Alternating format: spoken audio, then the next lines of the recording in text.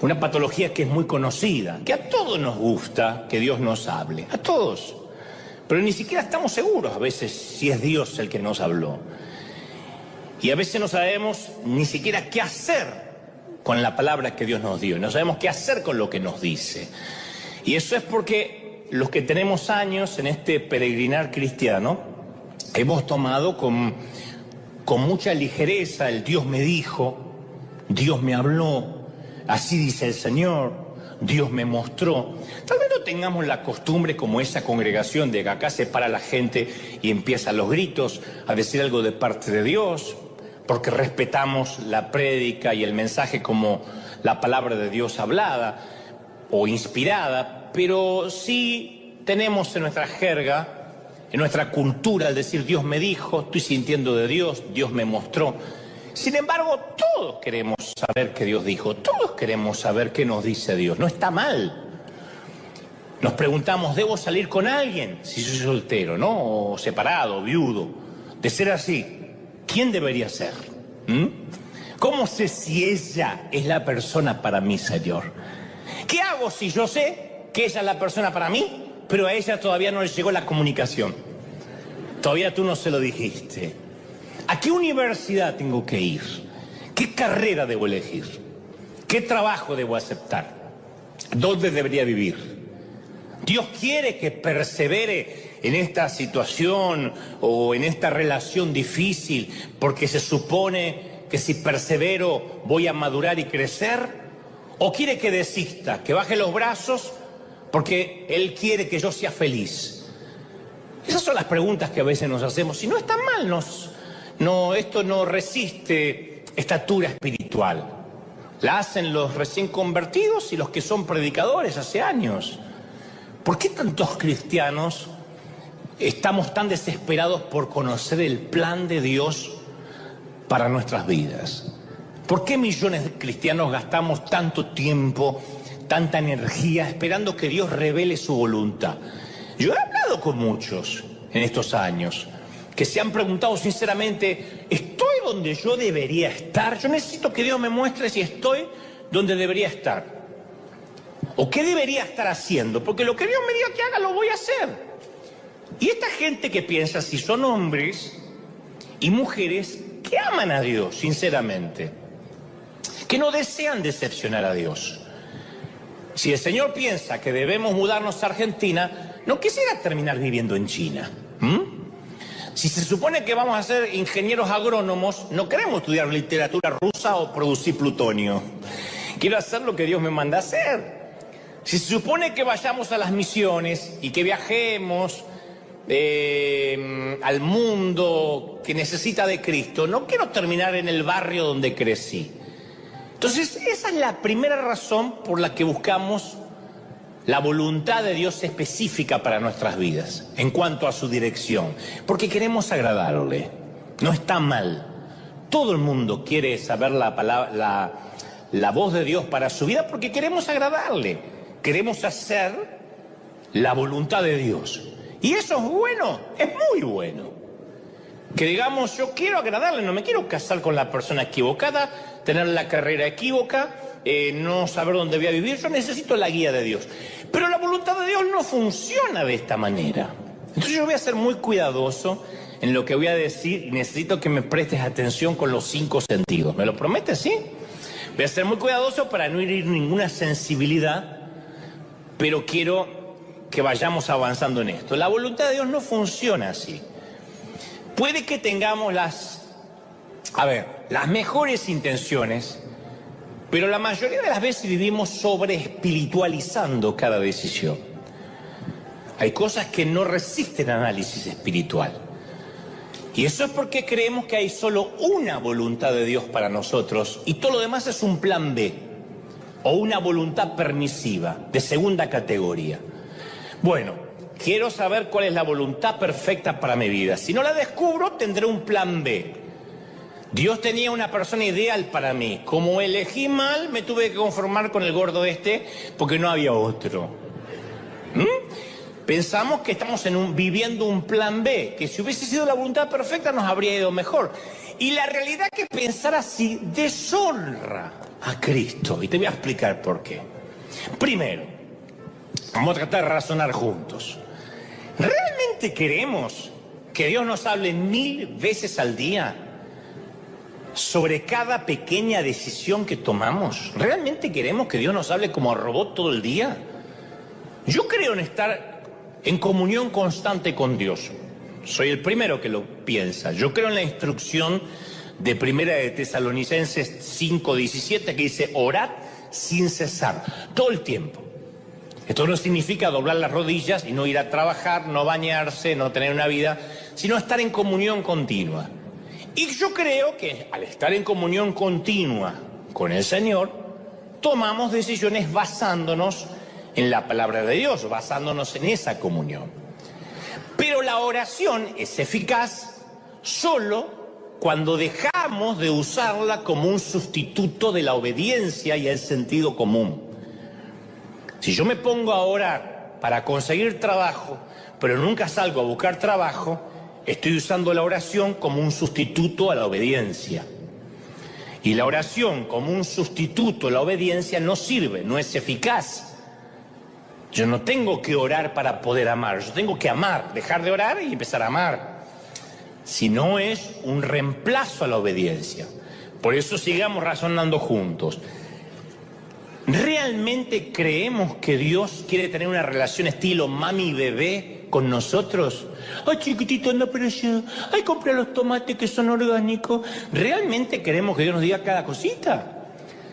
A ver, los que somos padres, ¿hay algún tipo de padre, mami, papi acá que quiera tener ese tipo de relación con sus hijos cuando sus hijos ya son adultos?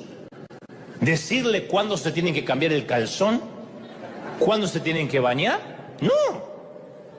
Un padre, en un momento, quiere que se termine la dependencia, con el dolor que eso significa, con los sentimientos encontrados que eso conlleva. Uno como papá quiere que los hijos crezcan, que maduren, que tomen decisiones. Y parte de la madurez es tomar decisiones independientes. Eso no quiere decir que ignoremos a Dios en las grandes decisiones o tomemos decisiones separados de Él. Déjenme avanzar. Pero significa que no necesitamos preguntarle a Dios, insisto, acerca del color de calzón que nos vamos a poner hoy. No necesitamos, Señor, ¿me tengo que vestir de negro o me visto de azul? ¿Me pongo los tacos o voy con chatitas? ¿Me pongo la faja o dejo liberado a Willy? No.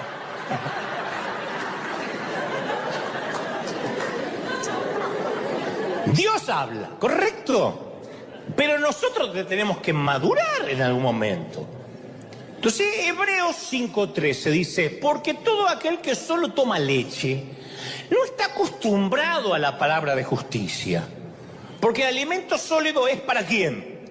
Para los adultos, los que tienen dientes, los cuales por la práctica tienen los sentidos ejercitados para discernir entre el bien y el mal. Maduraste y ya tienes la práctica para discernir qué decisión tomar. Los niños hablan o van hablando o aprenden a comunicarse conforme van creciendo. Después, como adultos, incluso aprendemos a mantener la boca cerrada a veces, que también es una forma de comunicación, no decir todo lo que uno piensa. Eso lo aprende uno de adulto. De chico uno no tiene filtro. Viste que los nenes dicen cualquier cosa que le viene a la mente. Abuela, cada vez más vieja, llena de arrugas. Nene, y el nene dice lo que los grandes piensan. Entonces, este es mi punto. Necesitamos aprender a madurar en nuestra capacidad de decir lo que nos viene en la mente, sin filtro, y encima agregarle el Dios me dijo. Ese es el problema que tenemos. Yo no estoy diciendo está mal que digas lo primero que te venga a la cabeza, porque a lo mejor eres así, no tienes filtro, te cuesta madurar. Pero si a eso le agregamos el Dios me dijo, es catastrófico. Porque la mayoría de las veces decimos cosas que provienen de nuestro trasfondo religioso. Y me incluyo. cosas que provienen de la cultura en la que fuimos formados, pero decimos que vienen de Dios.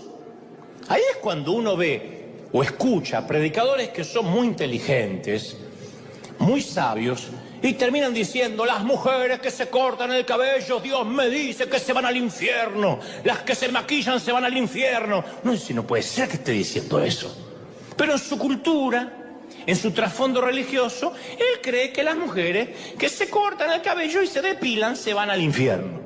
Hay un sitio en el infierno con mujeres depiladas, con un diablo que las pincha. Él cree eso. Está bien. Si él cree, está bien. El tema es: Dios me dijo. Y no vas a creer el daño que esto le hace al cuerpo de Cristo. Y estamos en un punto donde no podemos esperar más que el sistema se arregle por sí mismo. El sistema religioso está roto. Está roto. La pandemia expuso lo roto que está el sistema religioso. Y se dicen miles de atrocidades escudados bajo Dios me mostró, Dios me dijo. Eso es lo que lo hace grave. Porque atrocidades dicen todo, porque la estupidez no tiene límite. La estupidez no tiene techo. La estupidez, uno puede hacer posgrado en estupidez. El tema es cuando la estupidez le agrego, lo endoso con un Dios me mostró. Y encima nosotros estamos a veces buscando una palabrita que confirme lo que ya creemos, en lugar de buscar la verdad. Simulamos que nos interesa la verdad. Simulamos. ¿Te gusta mi tatuaje? ¿Te cae bien mi novia? Pero lo que realmente queremos es la reconfirmación de las posturas que ya tomamos. Y buscamos, congregación por congregación, like por like, alguna palabrita que confirme lo que ya creemos. Esta dinámica era muy reconocida en tiempos bíblicos. Isaías 30:10 habló de las personas que a los videntes les dicen: no tengan más visiones. Y a los profetas le dicen: no nos profeticen más la verdad, díganos cosas agradables, profeticen ilusiones. Hay gente que le gusta escuchar ilusiones y le agrega el Dios me dijo. ¿Y quién tiene la mayor culpa de esto? ¿La gente que busca palabrita o nosotros los líderes? Nosotros los líderes, que hemos generado una cultura del Dios me dijo, por inseguridad, porque a veces nos hace ver con más autoridad. Y a veces decimos Dios me dijo y es totalmente inobjetable, inflexible, indiscutible, porque si un tipo te dice Dios me dijo, ¿qué le va a discutir? Un hombre de Dios toma una mala decisión que estresa a toda su iglesia, por ejemplo, que lo hemos visto por ahí, alrededor de todo el mundo, sin mencionar a nadie, pero mete a la congregación en un estrés, por ejemplo, en una visión faraónica impagable. Se decide a construir un super, ultra, hiper, macro templo, o se mete en hacer un canal de televisión, o se mete, y la gente se endeuda y los gastos fijos empiezan a manejar la visión. Porque en lugar de predicar lo que Dios quiere hablarle a esa congregación, hoy hay que hablar de dinero, porque si no se levantan 5 ofrendas, no se soporta el proyecto que se metió el pastor. Entonces alguien lo cuestiona y su respuesta es que Dios me dijo que hiciera esto. No siempre Dios nos dice que hagamos las cosas. No fue lo que Dios te dijo, eso es una decisión absurda. Y Dios no es absurdo, eso sí está en la Biblia. Dios no es absurdo. Pero a veces manipulamos a los demás usando un lenguaje espiritual para atribuirle una autoridad divina a nuestra propia voluntad necia. Voluntad necia tenemos todos, insisto, el tema cuando le atribuimos Dios me dijo. Cuando las personas normales, por ejemplo, cambian de trabajo, cuando digo normales son personas que no necesariamente están vinculadas al ministerio. Cambian de trabajo, dan motivos normales. ¿Por qué cambiaste de trabajo? Y porque este me conviene más, me pagan más, porque me da un ascenso. O porque había problemas involucrados en el antiguo trabajo, un conflicto con el jefe, o se mudaron, o antiguamente no podía trabajar eficazmente, esto valoran más lo que yo hago, motivos normales. Pero en las iglesias, cuando los pastores anunciamos lo que sea, generalmente decimos recibí el llamado de Dios. el ovejerío se calla. Entonces, un pastor, por ejemplo, abandona la iglesia o se va a otra congregación y jamás dice, me cansó el ministerio, la gente me tiene harto, me conviene más viajar económicamente por ahí, me conviene más económicamente viajar, que me inviten a andar por el mundo y lo dejo a alguien encargado aquí. Nunca va a decir eso. Siempre va a decir, Dios me cambió el llamado. Punto. Inobjetable. No resiste análisis.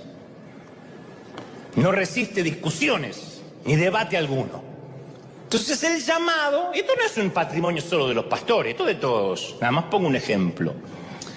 Entonces el llamado es una palabra demasiado importante como para que abusemos de ella, para disimular conflictos, para disimular a veces incompetencia, ignorancia, ambición y a veces hasta una cultura nociva.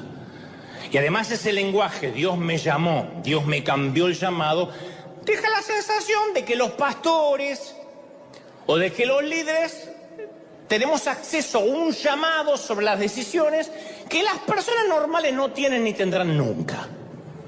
Entonces está bien que nos hartemos y decidamos cambiar de aire, pero no llamemos a eso necesariamente sentí un nuevo llamado de Dios. No, te cansaste. Ese es el discurso que a veces cansa. Yo he hablado con colegas que le digo, ¿por qué abandonaste la congregación de allá? No, la gente es muy dura, acá no se puede prosperar, no crecemos. Me voy al otro lado, a otro estado. ¿Y qué le dijiste a la gente? Que Dios me cambió el llamado. Claro, Dios no nos puede cambiar el llamado así, porque Dios no te puede decir una cosa el domingo y al siguiente semana una cosa totalmente, diametralmente opuesta. ¿Y tú qué tienes que hacer? Discernir, tamizar, colar, retener lo bueno, clasificar, esto me bendice, esto no tanto. Entonces uno debería usar este tipo de términos para comunicar nuestra dependencia de Dios y los inconversos lo valorarían más. Mira, estuve orando por esto y me parece, creo, que es la mejor decisión. Espero no equivocarme. Me parece que el Señor me está guiando para tal lado. Creo que me está guiando. Tal vez me equivoque, pero tengo un porcentaje grande de que tal vez esté en lo cierto. Eso no es dudar. Eso no es falta de fe, eso es humildad. De otro modo, el Dios me dijo se convierte en un escudo a la hora de rendir cuentas en nuestra toma de decisiones. ¿Quién le puede objetar algo a un líder, a un pastor hoy en día si dice Dios me dijo? Y a veces, insisto, usamos la voluntad de Dios como una suerte de magia o de espiritismo cristiano. Yo he escuchado decenas de testimonios. Si Dios quiere que mañana vaya a trabajar, que temprano el jefe me mande un texto a mi celular, aunque no tiene mi número, pero así sabré que es Dios. ¿No crees que te paguen sin trabajar también? ¿O usamos la voluntad de Dios en un intento por negar la realidad, para coaccionar, para extorsionar a otros? Tú no puedes cortar el noviazgo conmigo porque Dios me dijo que te guste o no, yo soy tu marido. ¡Oh, miércoles!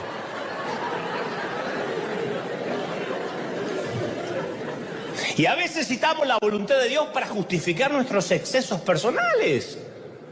Sí, yo sé que apenas llego a fin de mes, pero Dios quiere que conduzca ese auto de alta gama. Porque un hijo de Dios me dijo, él merece lo mejor, y cuando le impuse las manos, lo sentí. No, a ver, si querés que Dios te ayude a salir de deudas, tienes que hacer reducción de las deudas, tienes que ponerte a trabajar, a hacer de eso una actividad espiritual, arrepentirte de los malos gastos, evaluar los daños. No esperes que Dios borre los discos duros de todas las computadoras de las sedes de tu tarjeta de crédito. O que envíe un millonario anónimo a saldar tus cuentas. No, sentido común. Sabiduría para gestionar la economía. Dios, ayúdame a perder peso en el nombre, me empodero para perder peso. No, cierra la boca y no haga de cada comida la última cena de Jesucristo. ¿O no? haz ejercicio, sal a correr, elige lo que vas a comer, evita los carbohidratos. Dios me dijo que voy a tener una mega iglesia. Bueno, deja de tomarte, para empezar, 3 vacaciones al año. Deja de andar paseando por el mundo faltando los domingos. Inyecta la visión clara, sé ejemplo de compromiso. Algún vago se inventó la frase, por ahí se calcula que 1 hora de prédica equivale a 8 horas de trabajo forzado. No insultemos a gente como nuestros padres que se rompían el lomo de 6 de la mañana a 8 de la noche para parar la olla. Y ahora porque predicamos 1 hora nos sentimos que somos acarreadores del puerto. Si estás predicando es un privilegio. Los que predicamos tenemos el privilegio de apenas trabajar 52 domingos al año. Es un privilegio. Y eso que 52 domingos al año si es que no invitan a alguien a predicar. Así que es un privilegio que tenemos los que servimos a Dios. Entonces, en la Biblia hay todo un mundo de diferencia entre la fe en el Dios sobrenatural y el tratar de usar la magia o la superstición. Cuando yo trato de usar a Dios como un horóscopo, transgredo la naturaleza de la relación entre Dios y el ser humano. Me pongo en amo y convierto a Dios en el genio de la lámpara. Yo lo froto y tiene que contestar. Yo nunca voy a olvidar a un amigo mío que se le declaró una chica del seminario. Estaban los dos en el seminario, él se le declaró y resulta que la muchacha no estaba interesada en el flaco este. Y ella, en vez de decirle, bien, no me interesa, no me gustas, deja de perseguirme, optó por la superespiritualidad la muchacha. Le dijo, estuve orando y el Espíritu Santo me dijo que me aleje de ti. Pobre desgraciado, ese día no solo fue rechazado por la chica, sino por el Espíritu Santo.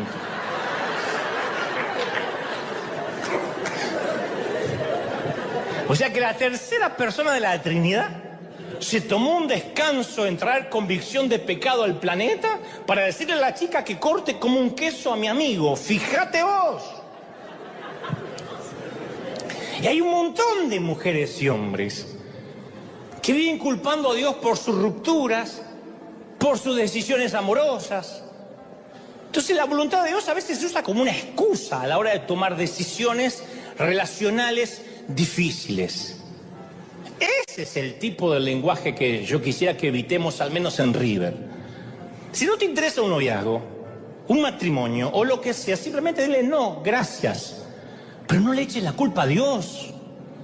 No metas a Dios. La Escritura no nos dice si tenemos que vivir en Lima o en Bolivia. No nos dice a qué universidad tenemos que ir. No nos dice si debemos comprar o rentar un departamento. No nos dice si debemos casarnos con un cristiano maravilloso llamado Timoteo o con un espantoso llamado Nabucodonosor. No nos dice. La escritura no nos dice qué hacer durante el verano, qué trabajo tomar, dónde comernos una hamburguesa más rica. Cierta vez, mientras yo predicaba esto, en un país, se me acercó un joven y me dijo, me siento muy desanimado por lo que dijiste, que a Dios no le importan las decisiones más importantes de mi vida. Y yo le dije, no, tal vez no me expresé claramente, tal vez no fui lo suficientemente claro. A Dios le importan todos los detalles, pero los asuntos más importantes para Él son la compasión, el gozo, el testimonio, la fidelidad, la hospitalidad, el amor, la adoración, la fe, o sea, nuestro carácter. Pero nosotros tendemos a enfocarnos en todo lo demás. Nos obsesionamos con cosas que Dios no menciona y le damos mucho tiempo a cosas que parecería que nos interesan por encima de lo que dicen las Escrituras. Hay cosas que Dios ya reveló en la Biblia. De allí los grandes debates si armar el arbolito de Navidad o no. Van a ver que cada fin de año se arma unos debates. ¿De verdad creemos que Dios va a andar de casa en casa a ver quién armó el arbolito pagano con las bolas del diablo colgando? ¿De verdad? Oh, colgaste las bolas. ¿De verdad?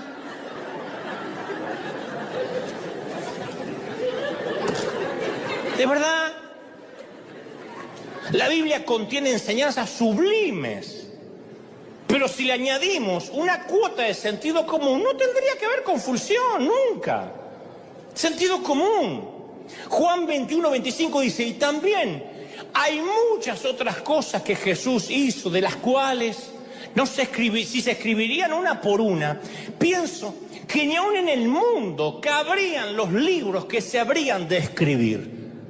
O sea que en la Biblia no hay un solo texto sobre las drogas, sobre el tabaco, sobre la pornografía, sobre el cambio de género, sobre la eutanasia. Tampoco dice nada, obviamente sabemos que son cosas malas, pero no las dice la Biblia porque tenemos sabiduría, sentido común.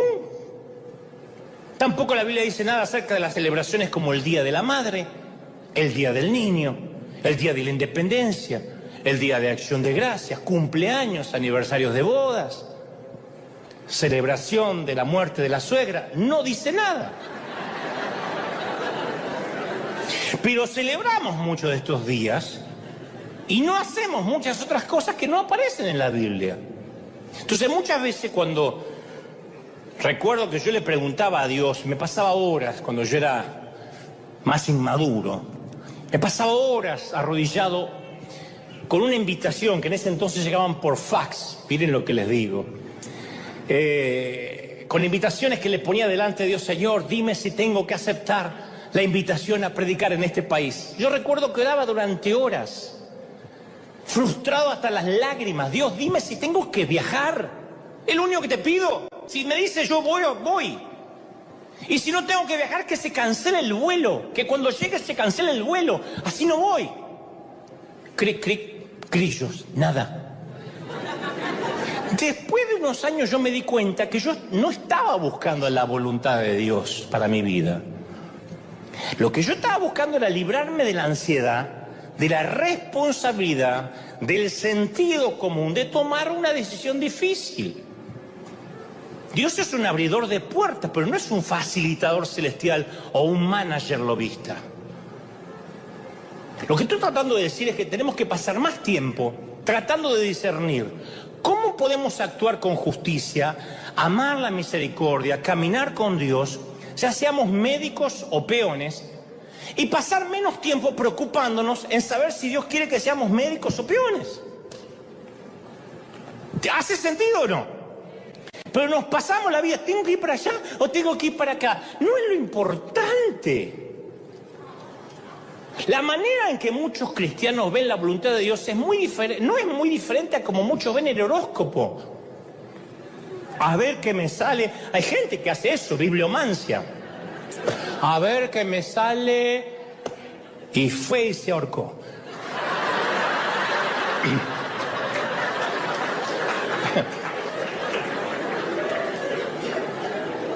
Vamos a Dios para ver cómo nos va a ver hoy, a ver cómo nos va a ir hoy, a ver cómo me va a ir hoy. No quiero salir de la casa sin ver cómo me va a ir hoy. Entonces nuestra fascinación por la voluntad de Dios revela la falta de confianza en las promesas de Dios.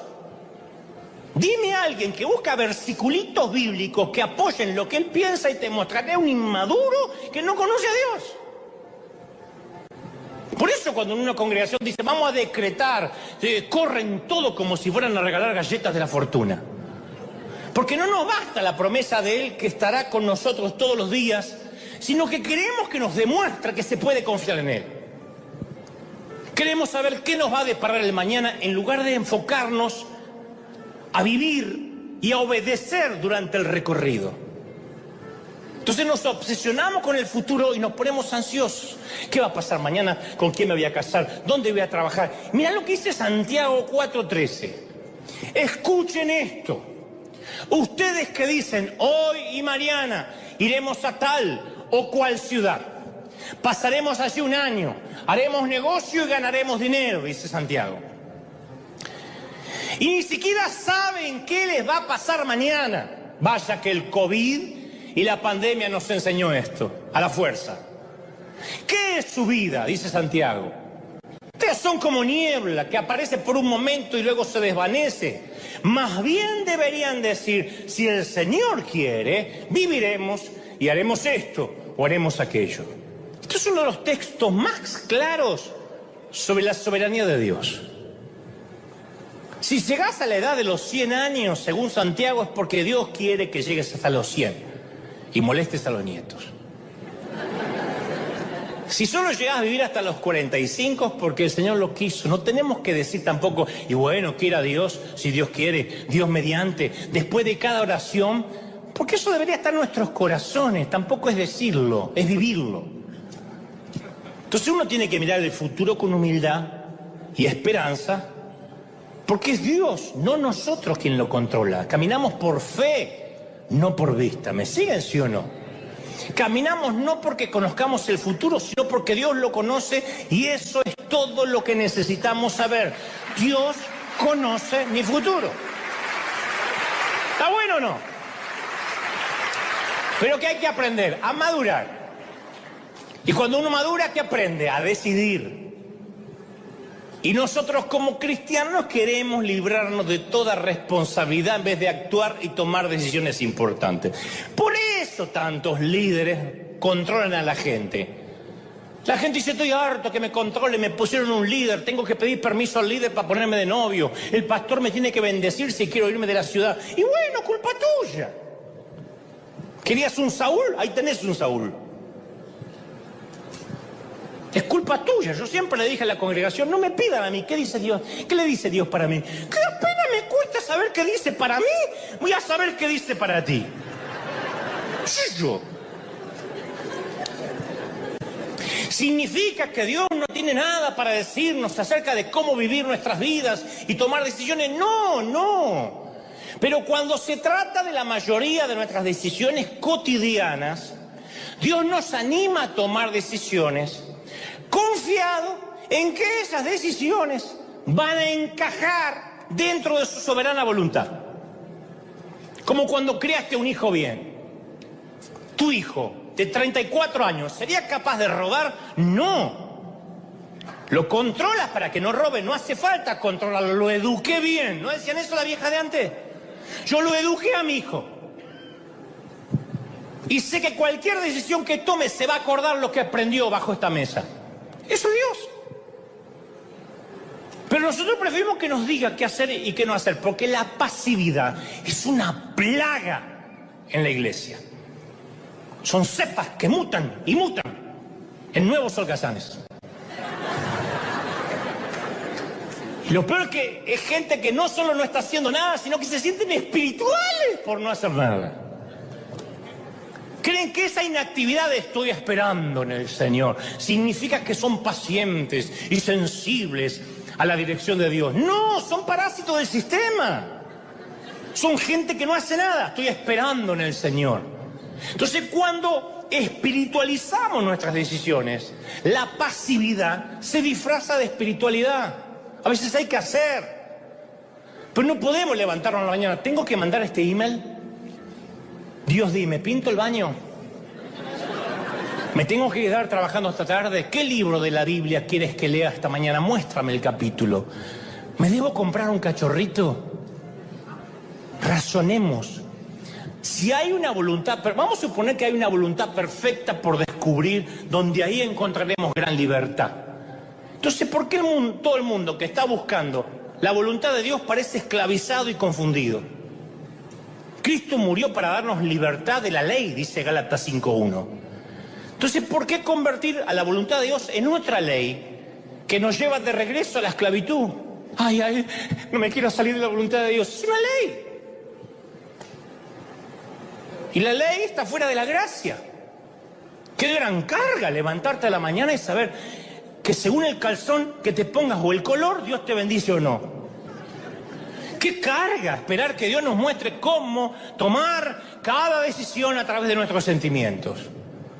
Y yo conocí mucha gente paralizados por la indecisión, por la inactividad. Conozco jóvenes, hay toda una generación, no generalizo, pero hay una gran generación sin decisión. Que si no tienen toda la info y la certeza completa de que todo le va a salir bien, no empiezan nada.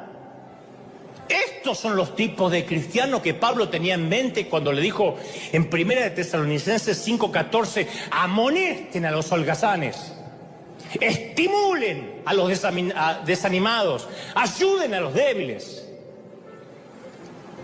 A veces cuando queremos saber desesperadamente la voluntad de Dios, lo que realmente es saber lo que yo quiero o deshacerme de la angustia de tomar decisiones. Y elegir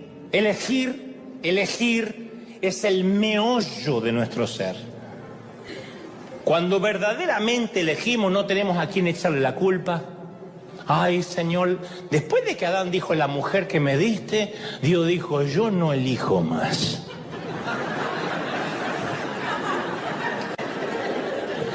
Una vez, Dios se la eligió. La mujer que me diste, por eso no caímos. Dios dijo, no me meto más, te la buscas. ¿Por qué Dios no me guió cuando me casé? Porque te gustó, porque lo elegiste. Cuando uno elige no tiene a quién echarle la culpa. Elegir nos estremece, nos llena de miedo. Es fundamental para la personalidad. Y Dios quiere que aprendamos a elegir bien. Esto puede ser el porqué de que cuando leemos la Biblia no hay ningún capítulo dedicado a cómo conocer la voluntad de Dios para tu vida. No hay un solo capítulo acá que diga cómo conocer la voluntad de Dios. Pablo nunca escribe los 12 pasos para determinar si ese esposo es para ti. Nunca. Si esa flaca sabe al menos cocinar. Nunca. 5 maneras de discernir si ella tiene madre. Ojalá estuviera acá. Lo que vemos acá son frases como estas. Si a alguno de ustedes le falta sabiduría, pídasela a Dios y Él se la dará, pues da todo generosamente, sin menospreciar a nadie. Santiago 1:5.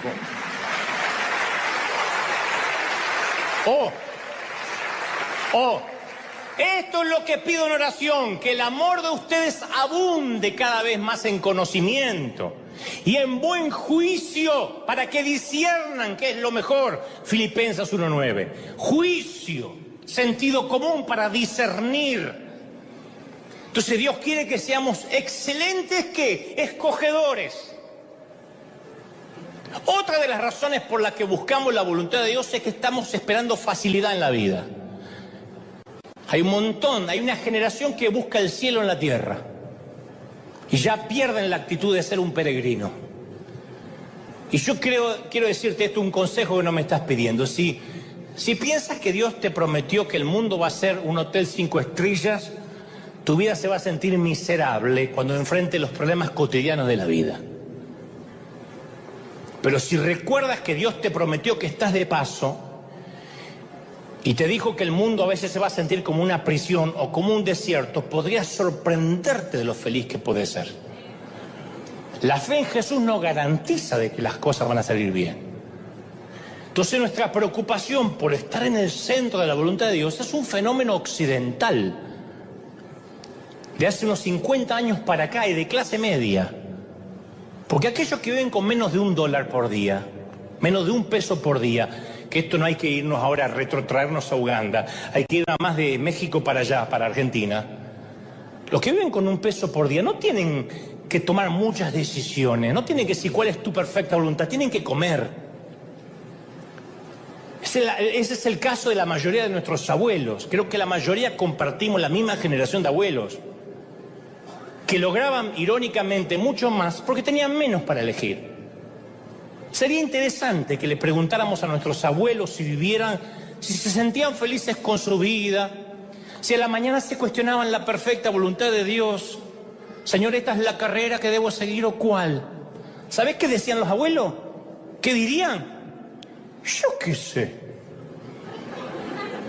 Trabajé, comí, crié a mis hijos lo mejor que pude, fui agradecido. Mi abuelo decía, uno hace lo que tiene que hacer. Pero abuelo, estás en la voluntad de Dios, uno hace lo que tiene que hacer. El tema es que hoy tenemos miles de opciones. Y pensamos que tener más opciones es tener más libertad. Y más libertad significa vivir mejor. Pero tener demasiadas opciones no produce más liberación, produce parálisis. Hoy tenemos más películas en streaming que todas las películas que vieron en toda una vida nuestros padres. ¿Y cuántos de nosotros decimos, no hay nada para ver? ¡Qué porquería! No hay nada para ver. Revisé HBO, Amazon y Netflix. Nada. Porque hemos transformado nuestro mundo en un buffet de elecciones que nos está haciendo morir de hambre. Nos hemos vuelto adictos a elegir. ¿Y te digo algo más? Otra razón por la que queremos conocer la voluntad de Dios es porque somos cobardes. Hay muchos jóvenes hoy, lo digo como pastor de los jóvenes, aunque bastante avejentado, pero pastor de los jóvenes al fin, que no tienen estabilidad, ni certeza de nada, dudan de sí mismos, lo único que hacen es ponerse detrás de un tecladito a adorar y llorar. ¡Ay, Señor, acá estoy, barro! Es lo único. Dime qué hacer para que no me pase nada malo, para no enfrentar ningún temor ni nada desconocido. Quieren estar seguros de que la vida les va a ir bien. No están pidiendo ni santidad, ni rectitud, ni mayor conciencia del pecado. Quieren que Dios les dé un seguro de vida para que todo lo que hagan les salga bien. Porque si algo sale mal son de cristal, se rompen. Dime con quién me voy a casar, cómo debo vivir, es todo lo que pido, a qué universidad debo ir, qué trabajo tomar. Muéstrame el futuro para no tener que arriesgarme. Y Dios no es una bola de cristal. Su camino, dice la Biblia, que es el de la sabiduría. Entonces tenemos que dejar de pedirle a Dios que nos revele el futuro y que elimine el riesgo de nuestras vidas. Pero hay muchísima gente que cree que si viven en la perfecta voluntad de Dios y la descubren, la vida le va a ser fácil. ¿De verdad? Elegir la pareja adecuada significa que el matrimonio será fácil. Todas las mañanas nos despertamos con buen aliento, con una cama libre de flatulencias y ronquidos. Porque es la perfecta voluntad de Dios. Nadie nos va a molestar jamás. Si tenemos hijos, esos hijos van a amar a Dios, van a tener buenas calificaciones, estarán por encima de su coeficiente intelectual, van a atravesar nuestros hijos la adolescencia sin perturbaciones, sin acné, no le va a salir ni un granito, nadie les va a hacer bullying, porque estoy en la voluntad de Dios. Si estoy en la voluntad de Dios, voy a estar libre de deudas, de estrés, ¿de verdad? Si este es el ministerio que Dios quería para mí, no voy a pasar noches sin dormir, ni voy a llorar por lo ingrata que es la gente. Si facilidad es mi criterio para evaluar la voluntad de Dios, cada vez que me encuentre con una dificultad, y la vida está llena de ellas, voy a dudar sobre Dios, voy a dudar sobre mí mismo, y voy a dudar sobre lo que elegí. La voluntad de Dios no es una vida fácil. De hecho, cuando Dios llama, la vida se pone más difícil. Abraham se va de su hogar y se mete en la incertidumbre. Moisés tiene que confrontar a un dictador y soportar las quejas interminables de su propio pueblo. Elías huye de una reina loca, trastornada por el poder. Esther tiene que arriesgar su vida para prevenir un genocidio. Pablo le escribe a la iglesia de Corinto, le dice, se me ha abierto una puerta grande de Dios, pero hay muchos adversarios. Primera de Corintios 16:9. Hay muchos adversarios. ¿Cómo? Si es una puerta grande que Dios te abrió. Bueno, pero él consideraba que la resistencia a los adversarios hasta era una confirmación de que Dios había abierto esa puerta. ¿Tiene sentido? ¿Me siguen, sí o no? La madurez, ¿qué es? Enfrentar los problemas sin inquietarse, no tener problemas. Mateo 24:9 dice, entonces los arrestarán, los perseguirán. ¿Por qué no se predica esto? Los matarán. Reciban este congreso, esta palabra, te van a perseguir. Empodérate porque te van a matar. En el mundo odiarán mis seguidores, te odiarán. Esa es la promesa. Nunca dijo el mundo será fácil. Más bien dijo, Juan 16:33, en el mundo tendrán muchas aflicciones y muchas tristezas. Pégalo en la nevera. Muchas tristezas y muchas aflicciones. Así funciona. Pégalo, pégalo, pégalo. En el baño. Una sola vez Jesús usó la palabra fácil. Fácil. Y no se refirió a nuestras circunstancias en la vida. Dijo, mi yugo, Mateo 11:30. Es fácil de llevar. No te dijo, te daré una vida fácil. Te dijo, te daré un yugo fácil. Aceptar su yugo es una experiencia interior de bienestar con Dios. En otras palabras, lo fácil no vendrá de afuera, vendrá de adentro, del interior. Fácil no describe mis problemas, describe la fortaleza que viene de mí, por el cual puedo soportar los problemas. Entonces, la principal voluntad de Dios, ¿cuál es para nosotros? Es la persona en la cual nos vamos transformando, no importa si eres jardinero o médico, del Barça o del Real Madrid, si tomas el vino barato o el Malbec argentino, no importa. El apóstol Pablo en Efesios 1:4 dice, incluso antes de haber hecho al mundo, Dios nos amó y nos eligió en Cristo. ¿Para qué? Para decirte qué universidad ir, para ver con quién te vas a casar. No, para que seamos santos e intachables a sus ojos. Entonces, en otras palabras, la voluntad de Dios no es lo que hagamos, dónde vivamos, si te quedas soltero, si no te quedas soltero.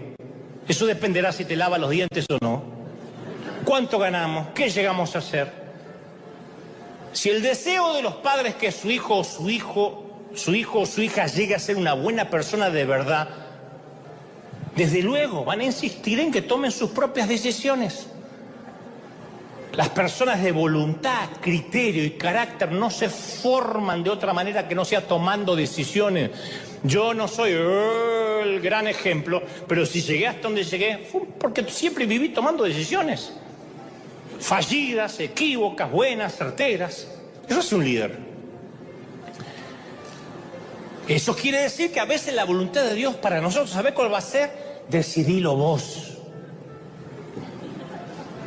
¿Qué hago? Decídelo tú, cabezón. ¿O no le has dicho eso a un hijo tuyo? ¿Quién no le dijo eso a un hijo adulto? ¿Qué hago, ma? Decídelo. Yo no me voy a acostar con ella, te vas a acostar vos todo el resto de tu vida. Y a veces consultamos al cielo en busca de indicaciones y Dios te va a decir, ¿sabes qué te va a decir? No me importa. A mí me dijo un montón de veces, no me importa. ¿Cómo? ¿Significa que a Dios no le importa? No, significa que le importa más la persona, mi carácter, que cualquier otra cosa. A veces me ha dicho, no me importa la decisión, haz lo que quieras. A veces la voluntad de Dios es hacer lo correcto, simplemente eso, por pequeño que sea, no andar buscando, ¿y qué tengo que hacer? Es hacer lo correcto. Respetar los compromisos, no llegar tarde, no pasarlos por alto. Eso es hacer la voluntad de Dios. A veces la voluntad de Dios no va a tener el cartel de glamoroso, pero por lo menos confórmate con el cartel de obediente.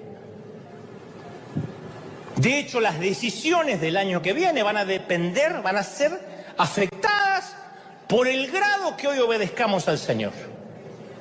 Nunca Él nos prometió un plan de aquí a 20 años. A mí nunca me lo dio, nunca. Pero no sé por qué siempre la voluntad de Dios para más adelante es menos demandante que la voluntad de Dios para lo que tengo que hacer ahora. Yo conozco mucha gente que dice, estoy dispuesta a ir a Uganda, dispuesto a ir a Uganda. Y Dios le dice, bueno, da una ofrenda ahora. Señor, dime si esto es tuyo, de Satanás o de la carne. De acá a 10 años te va a Uganda y no podés obedecer ahora. Entonces, a ver, la vida no es estar acorralados entre vamos a ser pastores o empleados comunes. No estamos acorralados entre casarnos con esa mujer o no. Mira, esto lo voy a decir de una vez. Hay 6.000 millones de personas en el mundo. ¿Me está diciendo que Dios te miró y te dijo, hay una sola cosa que puedes hacer en la vida? Yo sé lo que es. Te vas a pasar el resto de la vida en adivinarlo y ya verás si te equivocas. ¿De verdad? ¿No será que le estamos imponiendo nuestras limitaciones a Dios? Somos llamados a la perfección, no a ser perfeccionistas. Perfección es la excelencia inmaculada. El perfeccionismo es un trastorno obsesivo compulsivo. Y la Biblia dice que Dios es perfecto, no un perfeccionista. Si hay solo una manera correcta de hacer un escarabajo, ¿saben lo que es el escarabajo? Porque Dios hizo 300.000 especies. Si hay una sola manera correcta de hacer una persona, ¿por qué no son todos como yo?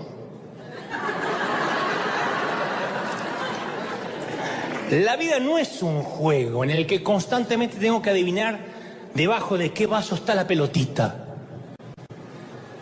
Porque vivir de esa manera es desgastante, es devastador. A ver, elegí mal, adiviné mal, me equivoqué. En el Edén había un árbol inapropiado, uno. De este no comerás. Y todos los demás comerás libremente. Génesis 2:16. De todos puedes comer. Uno solo te pido que no comas. No tenían que tratar todas las mañanas de averiguar cuál era